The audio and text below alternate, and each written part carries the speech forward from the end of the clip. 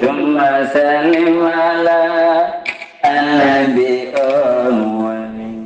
يفنى وويل يا بسلم ثم سلم على النبي يفنى وويل الله تجيجو أبرني daha tagaka honoma bogawinde musidɓe tedduɓe hettiyankoɓe ayawo weltare tv weltare ɓiɓɓe fulɓe andu diine maɗa fedde heblo sukaɓe afrique yimoɓe golle nayodengame jamajibinede boroɗo so daniri filtima ɓaleri buuɗal yurmeende fere feeñay windere feeñjay ɓataake bindaɗo dewo biir nogas e nayi seet hitande ujunnaje ɗiɗi e nogas e ɗiɗi ɓatakuji men ko fate tarihaji annabaaɓe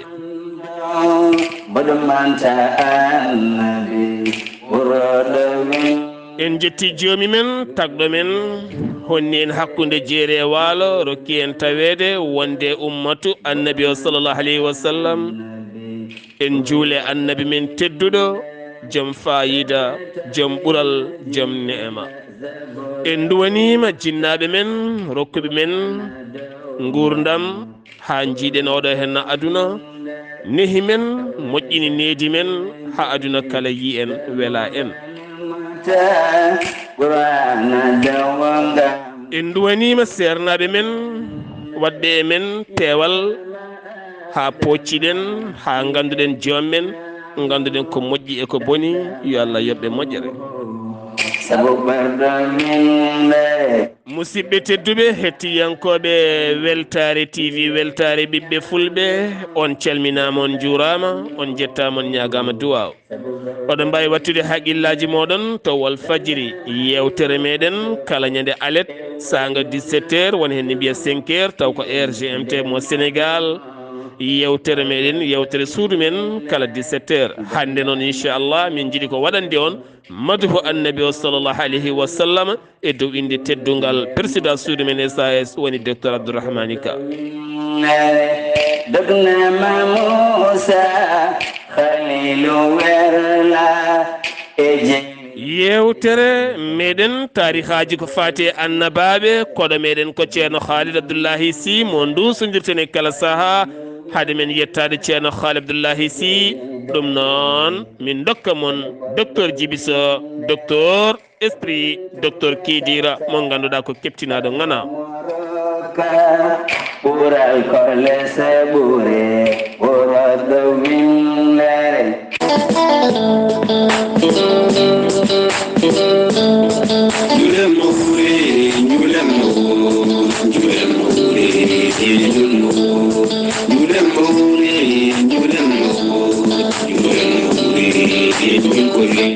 docteur Djibiso wittiyanke safriyanke mojjomiraɗo rokki sellinde o saaha mo gondena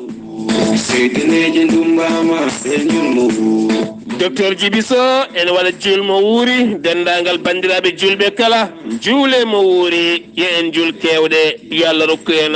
wattude ni hen mo wuuri e julmo julde naya yettima docteur Djibiso tawete to leydi Mauritanie laamorgo leydi ndi woni Nouakchott to leggal 6e waɗɗani Carrefour Budda ha saari ha to jama o woni ɗo galle mo gadorɗa arde o dewɗo hen ma tawɗon étage giri bulo ne waɗa tableau mawɗo ne winda docteur Djibiso grand guérisseur international docteur Kidira ganda yettima docteur Djibiso en wiya ngam lewru koka teddundo gonɗen ndu kala mennoɗo yettademo ha natondirema ko jokkodirema ko yo jomiraɗo ɓeyda ɗum cellal omo wiya ɗum aɗa yarlo aɗa yaafo ya julmo wuuri enen kala gonen e jamma ɓe julɓe nder duniya e julmo wuuri docteur Djibiso wittiyanke ngana safriyanke baɗɗo wittoji mum to leydi Mali ha e nokkuji goɗɗi kala ha heeɓi hen ko yiɗi hebde hen ko docteur Djibiso siftinde on ene safa fibron kiis nem prostate soppis hernie keeceji muusoje koyɗe muusoje diabète kono ne kadi asma estomac gonduɗo e caɗele hoore muusore guite ngatoje reedu yandu ha heewi ñaw kala de docteur Djibiso ne safa ha sella sa yiɗi hebde docteur Djibiso taw ganduɗa ko docteur Kidira mbatta ko 00222 numéro makko leydi Mauritanie 34 83 26 89 walla mbaɗa 00222 31 27 79 57 so tawi noon ko numéro ji makko WhatsApp ɗi leydi Sénégal 00221 77 244 92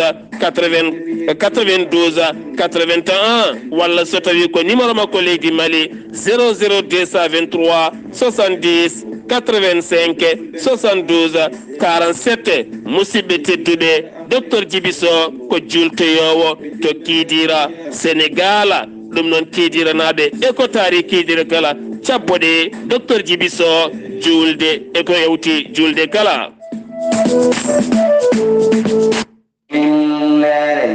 Otonem to gasata kala fo moroka boral kolle sabore borodo minne ala e annabi mo alla jono a jarama ceerno Ousmane Ly ane groupe ma kala groupe ya nabi golle mon jooɗi peewi on beltanama e kala saaha ceerno Kaliidu Abdullay Sih gando moƴƴo sawtowol lartugol ceerno Kaliidu Abdullay Sih eɗen ay jayde Weltaare TV Weltaare ɓiɓɓe fulɓe julɓe ɓiɓɓe fulɓe kala ne ketti en e nder tarihaji annabaaɓe ceerno Kaliidu Abdullay Sih min calminima min juurimama min duwanimama nde jomiraɗo ɓeydantuma cellal e kisal nde tawno duwanadema ko duwanade aduna o kala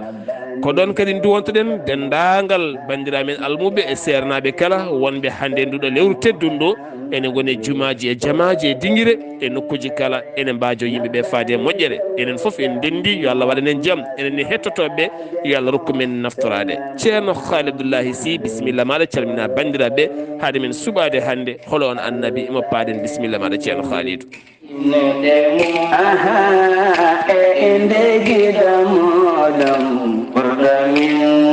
kisal Allah e nden ko mum nde wonata e dendagal julɓe kala wa aleykum ssalamu wa rahmatullahi taala wa barakatuh Saar Abdullaahi Saar Seydi Saar mi salmitimama mi weltanimama no feewi en calmini ayawo Weltaare TV en calmini dendagal julɗo foof ɗo woni jogorɗo e hettoyade buuɗal yurmeende ngal en calmini julɗo foof en duwanima ɗum moƴƴere kisal Allah e nden ko mum nde wonata e dendagal julɓe kala ko wona ɗum ko mi salmitimama Seydi Saar mi wima kadi mbani mba e bismago ngu bismiɗa en mi wima mba mi ari rendude e maɗa kadi no gonnomi rendirde ma ɗeɗo balɗe foof yewtere ɗum noon bisimilla maɗa addu namdal ma on saaha kadi jokken golle so hawre welede Allah kono en calmini salminoɓe en ñande foof eɗen ñagoɓe yafuya en ceerta ñagaɗeɓe yafuya gam neɗɗo yidde ko so tawi haali jaabe ne heewi ken jabata ko wona en jiiɗa jabade ko faaɗat tan ha en dañata yaajede wawde ruttude ɓen ɗon neldoɓe en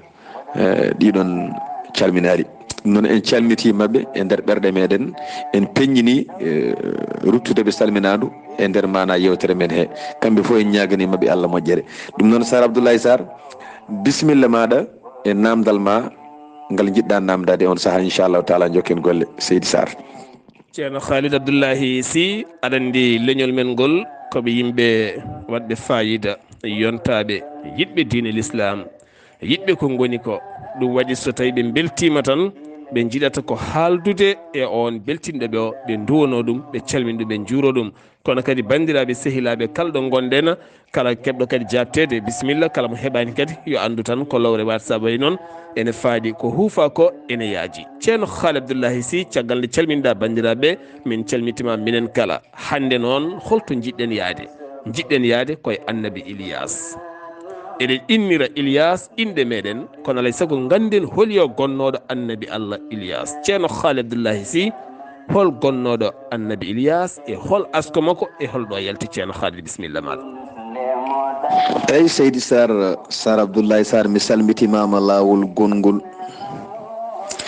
a jarama de e namdal ma paydingal hande jiɗɗa namdade ko hol gonɗo Ilyas bisimilla annabi Ilyas e gon kay ko noon de ndeysan annabi Ilyas koye annabaaɓe o jeeya wiyama ko ɓi musidɗo mum annabi Moussa annabi Haroun wiyama kadi omo wiye Mouhammadou kanko Ilyas o himmi koye Harouna musidɗo mum annabi Isa o koye on o ummi ko toon o yalti kanko wiyata ko Ilyas jibinɗo wiyata ko Yasin jibinɗo on o wiyata ko Inhas jibinɗo on o wiyata ko Maizar jibinɗo on ko wiyata ko annabi Haruna mo ganduɗen annabi Haruna jibin ɗum ko Imrana jibin Haruna jibin Moussa en kalino asko Moussa kam ha yettoyi eyyi joni noon ko ni yenna joni noon Ilyas ko oɗo o heeɓi nelede kankone o woni o jeeyama e nulaɓe ko oɗo woni Ilyas mi sikki ɓayde ko kanko namdiɗa hol kanko eyyi ko ɗum ɗo woni ko ganduɗen to banggue asko makko inchallahu taala so tawi kadi a jokki namdal on saaha jokken golle so hawre welede Allah seydi Sar mi salminima en paami holiyo gonɗo Ilyas mo innirten ɓiɓɓe men e kala saha en gandi ko ɓi annabi Haruna on mo annabi Moussa nelduno ceerno Kaliidu Abdullay Sih hol leñol ngol wadanno nelede e holko saabi wo nela e ngol ɗon leñol bisimilla maɗa ceerno eyyi seydi Sar mi salminima lawol gongol mi salminima no fewi eyyi mbiɗa kanko Ilyas hol leñol o dañño nelede eyyi ko adi foof kanko o jeeya koye banu Israila en kanko oɗo Ilyas kono noon o nelano ko e leñol gotol ene wiye Baala Baka koye ɓen o nelano e saraji mum foof ko kanko nelano e mabɓe sababu o noon eɓe joguino on saaha annabi biyeteɗo Hisqil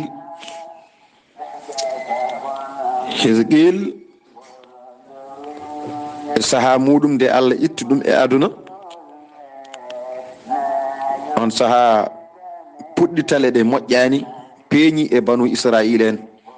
bonande feeñi e mabɓe keferu feeñi e mabɓe ɓe darni sanamuji aɓe ndewa sanamuji ɗi gaga Allah subhanahu wa taala Allah neli feede mabɓe oɗo Ilyas ene woni annabi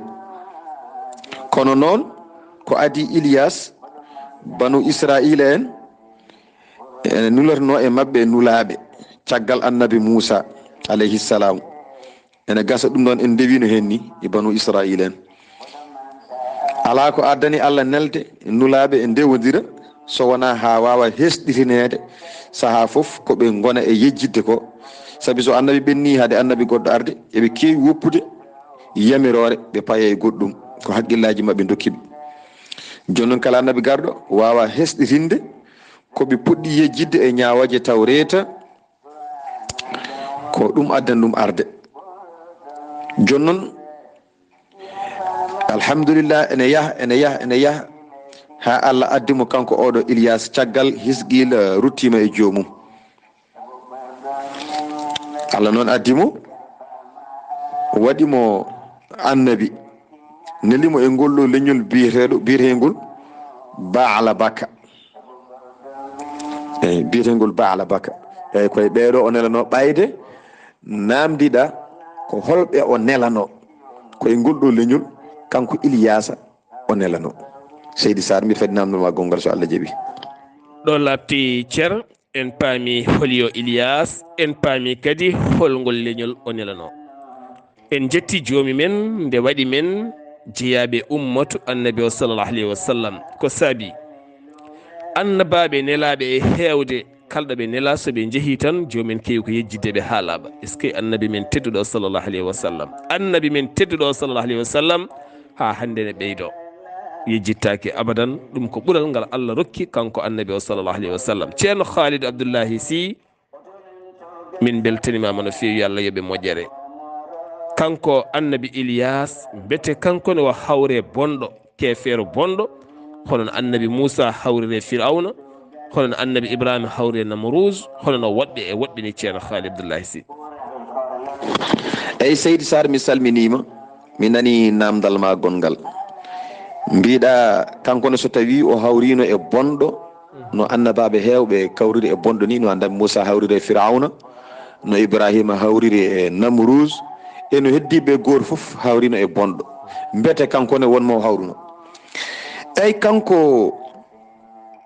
Ilyas o hawri e kefere bonɗo kadi kefere o wiyete ko arhabu o wiyete oɗon kefere o majjini yimɓe hewɓe o wawni yimɓe hewɓe e rewde sanamuji omo jogui sanam goto kanko oɗo kefere sanam o juuteni makko ko ziraji nogas sanam o ene jogui jeese nayyi kanko oɗo sanam o noon o hokki ɗum inde wiyete ko baalu eyyi ɓe mbiyamo baalu ɓe mbiyamo baalan kono ko baalu tan woni inde nde. ɓe pinnina e oɗo sanam kamɓe ɓen ɗon yimɓe ɓe mawnini sanam o no fewi ɓe jarriba e oɗo sanam ɓe mbaɗani sanam o gueɗe kewɗe e keeridi wonde ko kañum jeeyi.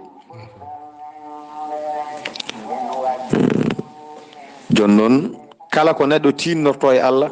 ɓe tinnori ɗum e oɗo sanam kamɓe ɓeɗo jasɓe. seyɗano noon woni Iblisa ene naata e oɗo sanam jamma foof ene haalda e mabɓe comme no ko sanam o hono ko sanam o woni haaldude e mabɓe taw ko seyɗane haalata ene haala sariyaji ɗi yamirta e ɗi haɗata taw ko noon ko Iblisa naati toon ne haala kono noon so tawi kamɓe ɓe cikkata ko sanam o woni e haaldude e mabɓe ko oɗo sanam woni mo wino kanko annabi Ilyasa mbete onon kam on ndewat sa ƴeewi simore nde Allah inniri sappeji ɗi noon ko malaikaji dariɗe e weeyo ene mbaɗi sappeji ene padi yamirore Allah kala ko Allah yamiri ɗi mbaɗa ko ɗin ɗon Allah inniri nde ɗo sumore aya battuɗo 124 sa ƴeewi e sumore he kanko oɗo Ilyasa mo wiyaɓe onon kam on ndewat oɗo biyeteɗo baalu gaccon ɓurɗo moƴƴude taɓɗo dendagal hunde foof ko oɗo sanam o haalanno ɗon mbeto on ndewat oɗo. ɓe mbaɗi hewɓe noon kamɓe ɓeɗo yimɓe jasɓe ɓe mbaɗi tugorɗe kewɗe ine goni saraji makko kanko oɗo sanam ine ndenamo ɗum ko yimɓe baala baka on saaha noon kanko Ilyas oɗo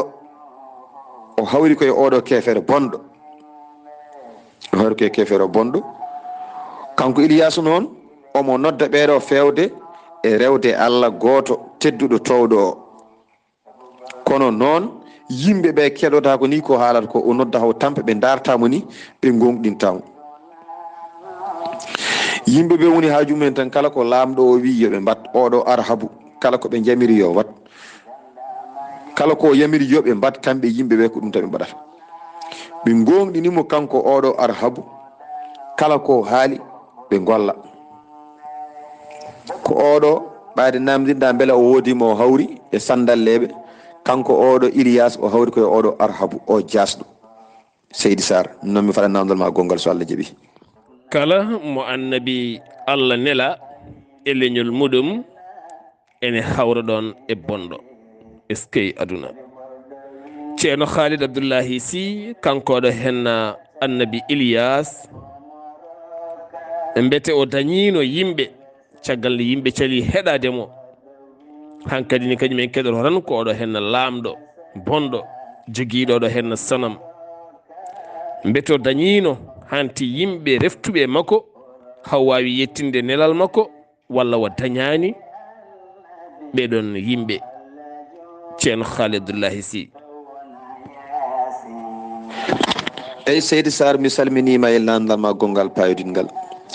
mbiɗa bete o dañino fartange wawde heftude yoga e yimɓe dañi gonɗinde Allah e juude oɗo kefere bonɗo walla so tawi o dañano ɗum. aha o dañino ɗum kanko Iliasa o fuɗɗinoma dañde yimɓe seeɗa e laamu oɗo lamɗo bonɗo nde o dañi yimɓe seeɗa lamɗo o noon yawitinde ɗum lamɗo o jartudini lamɗo o mettini tikki e dow Ilias o ari ƴewde Ilias o wi an ko noddata min ko an Ilias mi yi aɗa nodda min ko noddata min ko noon e fewde e mum ko mere ɗum wona gonga. on saaha noon Ilias wi ala ko gonmi e dow mum ko gonga ko onon ko gonɗon e dow mum ko woni wona gonga. on saaha noon kanko arhabu o yiɗi leftude Ilias o yiɗi warde ɗum hankkadi o felliti warde ɗum so wona ɗum tan oɗo bonnat ko yahatno ko nden o tini ɗum kanko o fiɗɗi on ɗon gorko lamɗo bonɗo o woppi ɗum o yalti o dogi kanko Ilias o woppi wuuro ngo ha laaɓi ɗum waɗi lamɗo o rutti e ko wonno ko baalu mo rewanno o rutti yomo continue rewde baalu o. on saaha noon Ilias yalti fayi banggue kaaƴe heddi toon fodde duuɓi 7 ene suuɗi kañum kam ene rewa Allah kanko Ilias o annabi o. kanko arhabu o lamɗo bonɗo kefere o omono continue rewde ko rewanno ko sanamuji omo rewna yimɓe sanamuji. Ilias woni ladde duuɓi 7 ene huuli ene suuɗi ene ñaama ɓiɓɓe leydi puɗi leydi e ɓesnoje leɗɗe. on saaha noon ndeysan o ɗaɓɓi yo Allah waɗama toon yaajeno no wuurdi Allah e hoddire muɗum waɗanimo toon wuurirde o dañi calli o dañi ko omo ñaama Allah suurimo toon. on saaha noon yehi ha habaru o juuti goofi mabɓe keewi kamɓe yimɓe wonɓe wuro gaɓe. on saaha faaɗene yettoyiɓe Allah subhanahu wa taala e hoddiri mum Ilias noddi Allah yo Allah yurmo ɓeɗo taw jurmo rewni koye juuɗe makko kanko oɗo Ilias. Allah waɗinimo yolɗene noon haw artoyi o laamti o won Allah feññinanimo wonde ko annabi. on saaha ɗum feeñaniɓe ɓe garti e makko fof noon wawa artude wona gonɗinɓe Allah kono o heeɓi dental kewgal banu Israil ko ɓuuri hewde hen gonɗinimo kanko oɗo Ilias e bawɗe Allah inchallahu taala. Seydi Saar ɓaade mbinɗa ko beele o dañi gonɗinɓe e yeeso oɗo lamɗo bonɗo ko ɗum ɗo woni jabol ngol. Seydi Saar. Allah tagma wanma nelaɗo nelma e yimɓe yettinɓe moƴƴere yettinɓe peewal yettinɓe ɓural yimɓe calo nande ha jaran ɗumen wiide ne mbarma musidɓe tedduɓe ɗum ɗo kala Allah haalani en ɗum koye deftere mum teddude woni Qur'anil Karim ɗum woni ko Qur'an haalanta en holko saabi Allah subhanahu wa taala ne haalana en ɗiɗo hen tarihaji e deftere mum ko ha muñen ha ganden kala ko mbawɗen waɗede e ndiɗo leydi won waɗanoɓe ko ɓuuri ɗum. annabi men tedduɗo mo jami kise goni nde ari to Makkatul Mukarrama dañi caɗele mawɗe oɗon nana ñande kala ne haale Allah jippinay makko simore nde ene muññitamo nde ene rokkamo doole e sembe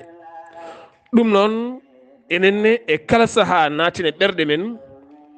kalnen koye men ko ɓenni beele mbawen wuurti wonɗo mette keɓanma walla wonɗo gañgu heɓanma walla wonɗo caɗele keɓanma ɓerde ma nde faye dow sa renaki aɗa wawi rewde ɗon ha goofa Allah walla bonna kala golle ɗe gollunɗa jalta gendima ɗannoɗa ko dañƴa kala nelda ko dañƴa kala neldade ñaame ne yare aɗa safra aɗa wadda hen jaaha ha naywa walla tampa walla ñawa walla donkita garta jottoɗa hankadi ni no teddinirtoɗa hanki ni natta wade noon saabu a natti jogade walla a natti hankadi ni ɗaminede a natti neɗɗo natti ɗaminade aɗa holtina ɗum saabu ka jottiɗo neɗɗo natti ɗaminade aɗa sohla ɗum faɗo neɗɗo natti ɗaminade e ma hanti natta rokkudema hurum mo rokkanama o watta sa haali filtine sa eɗenne ha sukaɓe wiya accuɓe ni mbayi accuno min mbayni kaaɓa ganda e hoore ma miccoɗa hanki no mbanɗa teddinede ni so waɗa waɗanno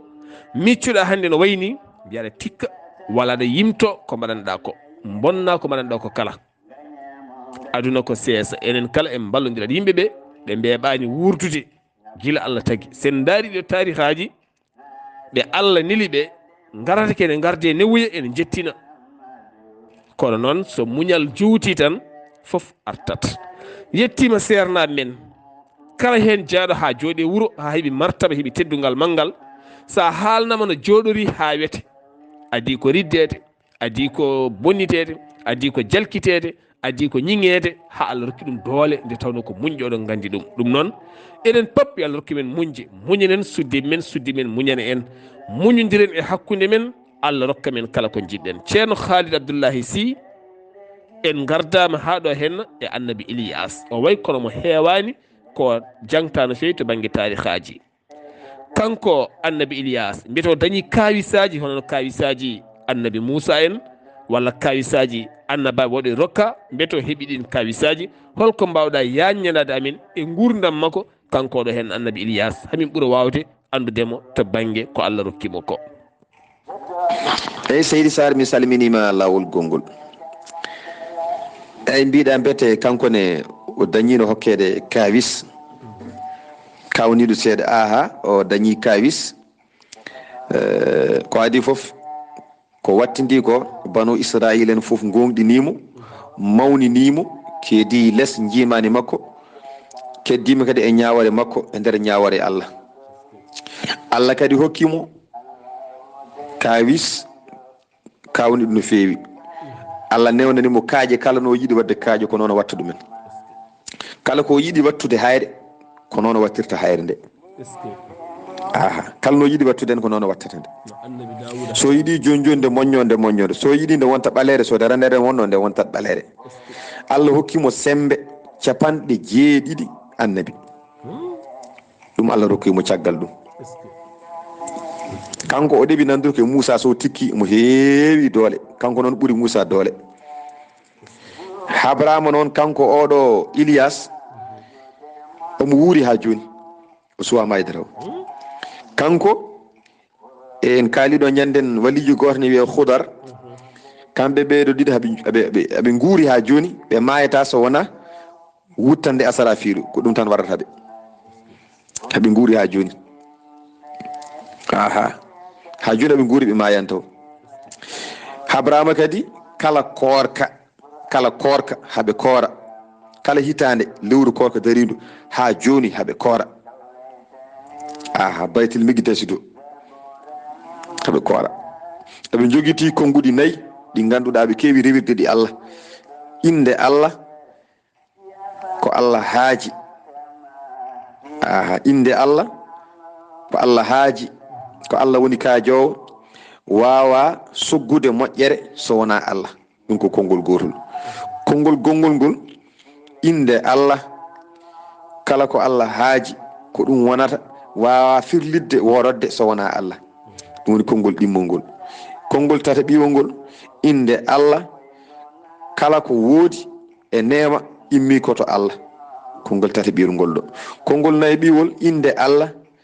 kala ko Allah haaji ko ɗum, feere ala sembe ala so wona Allah. ɓe jogite ɗiɗo konnguɗi ko konnguɗi maɓɓe ɗi ngannduɗaa ɓe kuutoro ɗum feewi fami. Joni noon kamɓe ɓe mayata so wona wattande zamanu ma zamanu oɗo gasa ko nden ɓe jadata hen kamɓe. Ma qur'ana itte e aduna, ma qur'ana ƴeŋta, aɗa andi hade aduna gasde, ma qur'ana oɗo immo e aduna he ha laaɓa cer nani ko nden aduna gasata. Sa nani qur'ana immoɗo e aduna he noon wona defte ɗe pooɗete nawe dow asman, ala. Allah adoto ittude e aduna he ko rondiɓe deftere qur'ana nde. So ittiɓe o ƴeewa rondiɓe tagande, so ittiɓe o ƴeewa rondiɓe pecce haɓe gasna heddo deftere nde bindi ɗi ɓuuli kono wonɓe e leydi ɓe ala ko gandi hen hay batte. Ko ni ɗum sifori. Caggal nden qur'ana iwi e leydi ha laaɓi ko nden inchallahu taala ɓe mayata kamɓe ɓeeɗo. ɗum waɗi sababu Anas wi, o wi mi meeɗi wondude e nelaɗo min jeehi honoyde, nde min konoyde nanmi sawto,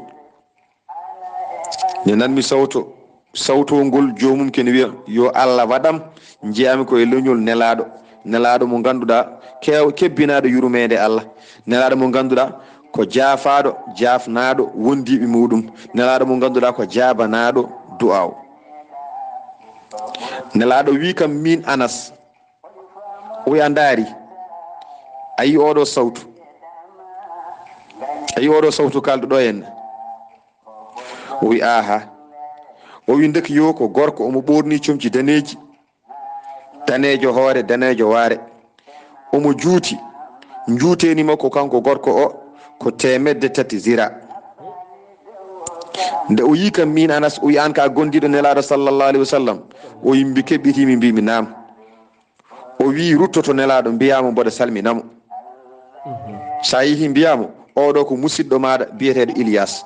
omo yiɗi fottude ma joni calmodiron. O wi min Anas duttimi e nelaɗo sallallahu alaihi wasallam, kaburu momi kan ɗon haala. O wi ɗo jahami mboɗo haalde nelaɗo ndeke omo rewe e yam. ɓe jettimi nelaɗo tan ndeka waari o fayi e nelaɗo, min o joñimi banggue o salmodiri e nelaɗo. ɓe jewti ko heewi, mi tinani ɗo ɓe dari ɗo tan woodi ko jippi immi dow asman jippi less ko ñamde. ɓe noddi kam ñamdumi e mabɓe, ene waɗi kam liingu e ñaɓɓe goɗɗe. on saaha mi tinani tan rulde immi dow asman ari rondimo yaadi e makko, mboɗo ndaara daneri comci makko omo yaha omo weeji dow asman haw majjoyi. on noon ko Ilyas, aɗa andi kam ɗum ɗo ko dokke. omo wuuri ha joni gila e zaman makko ha e oɗo saaha mo gonden kanko e Hudar eɓe guuri e hoddure Allah e moƴƴere muɗum e bawɗe mum e kattanɗe muɗum. ko ni Ilyas sifori kanko ko ɗo qissa makko haali. ɗum ɗo woni ko ganduɗe ne makko, kanko o wona jankaɗo ko heewi, ene waɗi annabaaɓe wona jankaɓe ko heewi eyyi kankone ko ɗo qissa makko haali. Seydi Saar, mi salminima, yo Allah newnanen moƴƴere, yo Allah waɗanen suturu, ƴetten jikkuji moƴƴuɓe Allah ɓe, ƴetten jikkuji mabɓe. sa woppani, sa jaggi ko neɗɗo jaggi tan to kala to woni janje makko ko toon wonoyto janje ma. sa jaggi ko neɗɗo jaggi kala to wonoy janje makko ko toon wonoyto janje ma an. Sabi sa nangi lawol paan woni wuuro, sa woppani ngol tan ngol faruma ko wuroto. so nangi laabi moƴƴuɓe men ɓe, annabaaɓe e waliyaɓe, en goppani tan kala ɗo ɓe naati ko toon natten. joguitoɗen ko moƴƴi. neɗɗo sa heeɓi ko moƴƴi a dawan ɗum, Allah hoddiranma kono a dawat ɗum. sa fini suba ala ko woni haaju ma, so wona ɗaɓɓoyde ko moƴƴi tan a heɓat ko moƴƴi.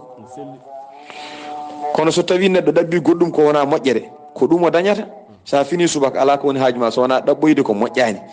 koko moƴƴani keɓata. hay goto meeɗani awde gawri o soñi guerte, ala ko gawɗa fof ko ɗum coñata. seɗen jiiɗi noon soñoyde moƴƴere gawen ko moƴƴi, seɗen jiiɗi soñoyde moƴƴere gawen ko moƴƴi. yo Allah on ballo, oɗon jallo, oɗon jaafo. Seydi Saar, mi salmini wondiɓe foof, mi salmini kala kettoroɗaɗe men, oɗon jarlo, oɗon jaafo. Assalamu aleykum wa rahmatullahi wa barakatuhu.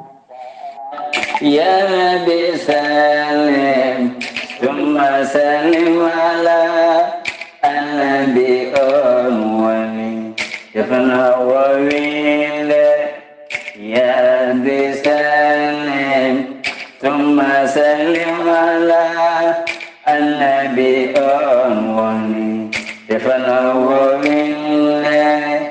الله تجيتك أبرني daha taga kahonama borodowinde Allah tagi tago oborne daha taga kahonama borodowinde. a jarama ceerno Kaliidu Abdullay Sih gorko mo soringo taweteɗo hannde to lamorgo leydi France. min beltanimama no feewi ha wona seeɗa nde tawno hewɓe ganda holi oɗo henna Ilias kono Ilias ko neɗɗo mo ɓurɗen wawde innirde ɓiɓɓe meɗen kono kadi ne moƴƴi ganden ɓeɗo henna ɓe guinnirten suka men ɓe ko holi ɓeɗo henna.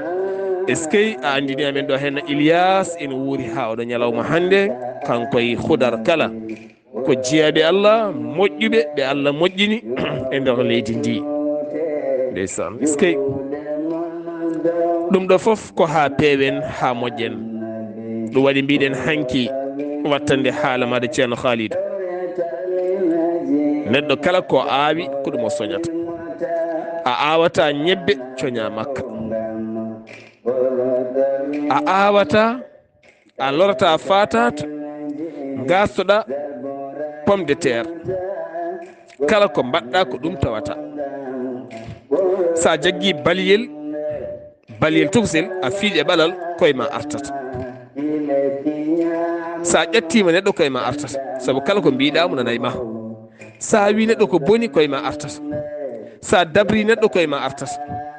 so artani maɗa wuuri ma arte ɓiɓɓe ma lebta ɓiɓɓe ma. ɗum waɗi hannde aɗi woni yimɓe ene cuurka ne tampi ene jatiri caggal. on ko jinnaɓe men mbanno. neɗɗo foof yo wat ko moƴƴi beele ɓiɓɓe mum nemoyo e moƴƴere he. neɗɗo foof yo salo wadde ko boni woto lebtoyde ɓiɓɓe mum ɗon ɗo mayiɗa. heewi baɗɗo ko boni ɗacca ɓiɓɓe moƴƴuɓe aɓe ndewe yimɓe aɓe moƴƴi aɓe golla aɓe mbaɗa foof kono ɓe dañata. kala koɓe daña koye warñede sattude koye lebte cattuɗe. ɓe guuri ko caggal yimɓe, ɓe liggine no halfaɓe taw ko an liggi ɗum. goto kala so tawi liggima liggey moƴƴo Allah yiyat, nelaɗo yiyat, julɓe jiyat, ɓiɓɓe mum jiyat. kala min nemiɗo ko jinnaɓe mum tagui neemi. kala min lebtaɓe hande oɗo aduna ko jinnaɓe mum caabi. neɗɗo foof yo dañ ko waɗi ko moƴƴi. yimɓe yo gandiri ko moƴƴi, yimɓe yo gandiri ko peewi. nde tawno aduna o a waɗat tan Allah holluma. so Allah hollanima holla ɓiɓɓe ma. aduna o golle moƴƴe ko daaba moƴƴo mo ene humta haaju ɓiɓɓe ma. golla golle bonɗe dabra neɗɗo walla mbaɗa neɗɗo ko fewani, Allah watta ɗum daaba bonɗo ne lebta ɓiɓɓe ma. goto e men kala yo wat ko moƴƴi, goto e men kala yo wat ko moƴƴi, goto e men kala yo yimto ko moƴƴi, goto kala yo yaafo goɗɗo gonga e gonga. enen kala moƴƴen moƴƴinen. ceerno Kaliidu Abdullay Sih a jarama, yallah yoɓe moƴƴere. ɗiɗo tarihaji wona bebɗi haalde, nde tawno kadi Allah haalane ɗum koye qur'ana. saɓeɗo annabaaɓe kala ɓe gaari koye deftere Allah teddunde qur'ana. Allah haala ɗum, annabi muññita ɗum. kala ko mbaɗeɗa won waɗanoɓe ko ɓuuri ɗum. enenne kala ko mbaɗeɗen ko mbiyeɗen won waɗɓe won waɗaɓe ko ɓuuri ɗum. yo Allah rokku men muñji. a jarama seydi Sy, golle ma jooɗi peewi. onone kadi hettiyankoɓe on jarama, nde tawno haalde foof heɗanede ɓuuri. yo Allah yommon moƴƴere duwuji mon ne jettoñede kala. aadi men so Allah jaaɓi ko altina janggo wooda kadi annabi goɗɗo momin gaddani men. enen kala kadi mbawen naftorade ha enen kala jiiren, enen kala nanggen ɗum e juuɗe meɗen. so buuɗal yurmeende feeri feeñi feñje ɓattaake tarihaji annabaaɓe musidɗo mon giɗo mon sehil mon Sar Abdullaahi Saar ketki malaki jaam yo jaam Allah wone meɗen. kala fomoroka ɓural korle saɓure ɓuroɗo windere otolem tu gasata kala fo moroka ɓural korle sabure ɓuro